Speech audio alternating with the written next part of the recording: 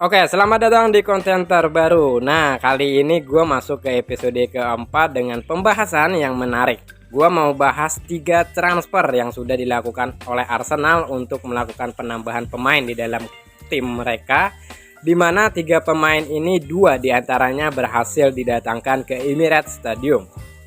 Yang menarik di transfer ini yang sudah dilakukan Arsenal adalah mereka mendapatkan pemain yang cukup murah dan juga multifungsi. Sungguh ini adalah perekrutan yang cukup cerdik oleh Edu maupun Arteta. Nah, selain itu sebelum gua mau masuk ke transfer, gua ada pembahasan sedikit mengenai transfer yang sudah dilakukan oleh Arteta, di mana sebelumnya mereka hampir mendapatkan Mudryk, pemain asal Shakhtar Donetsk. Pemain tersebut ditikung oleh Chelsea yang hanya terkait 5 juta dari penawaran Arsenal 95 juta. Chelsea datang dengan penawaran 100 juta. Yang bikin gue bingung adalah kenapa si Arteta ini nggak ngegas gitu ya kan untuk mendatangkan si Mudryk, mengingat mereka cukup lama untuk melakukan pemindaian terhadap pemain ini.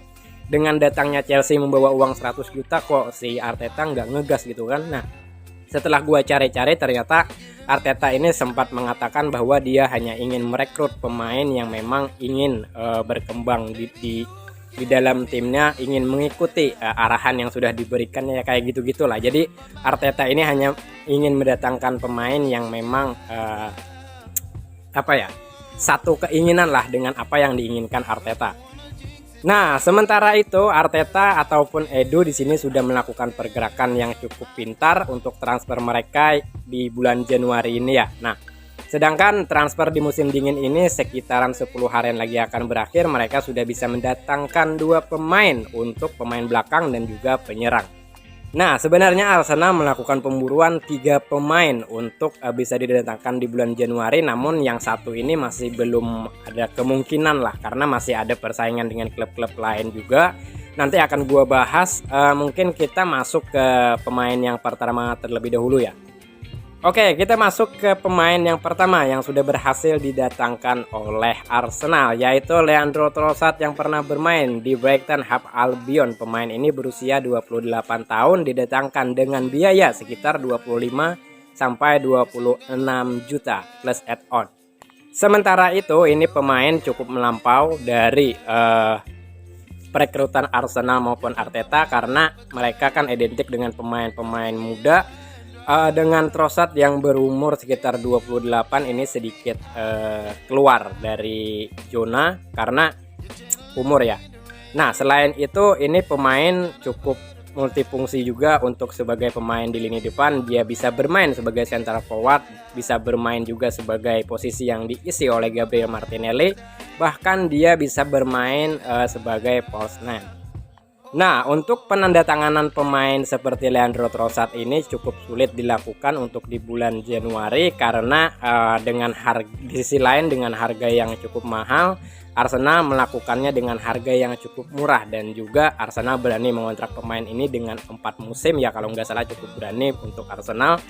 Mungkin ini akan menjadi plan B pengganti dari Martinelli, bahkan bisa juga mengganti sebagai pengganti Gabriel Jesus. Nah, sementara itu ini pemain kan ya bisa dibilang kalau profilnya ya cukup bagus lah, mempunyai pengalaman di Liga Inggris, mungkin bisa akan cepat juga untuk beradaptasi dengan sistem oleh Arteta, sehingga gua rasa ini adalah pembelian yang cukup bagus untuk Arteta maupun Arsenal. Sementara itu yang minusnya dari pemain ini adalah attitude-nya, karena dia dibuang oleh Brighton ini kan karena mempunyai masalah dengan pelatih mereka De Zerbi pada saat di latihan ya, kalau nggak salah ada miskomunikasi dengan pemain, dan juga dia memberikan sikap yang tidak terpuji lah, yang cukup mengecewakan untuk seorang pelatih karena dinilai egonya ini cukup tinggi.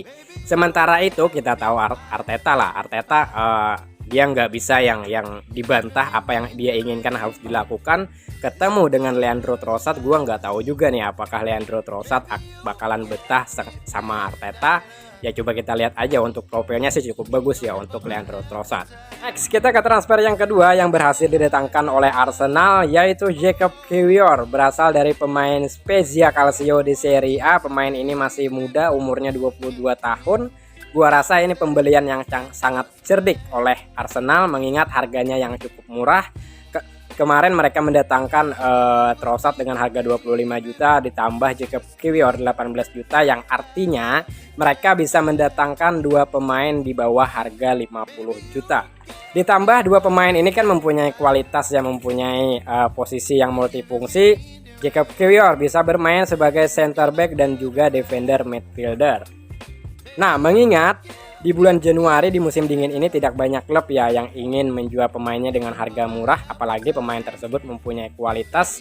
Kita lihat pembelian Chelsea, pemainnya cukup overrated yang mereka beli ya. Kita nggak tahu lah seperti apa kualitasnya, tetapi di sini gue ingin menjelaskan sedikit profil dari seorang Jacob Kiwior, di mana dia bermain sebagai center back, mempunyai postur tubuh yang cukup jangkung. Jangkung adalah kurus dan juga sebagai seorang pemain center back di Premier League agak riskan ya, mengingat pemain-pemain Premier League ini mempunyai attacking physical yang cukup kuat. Gua nggak tahu apakah pemain ini bisa untuk bertahan di dalam suatu situasi tersebut.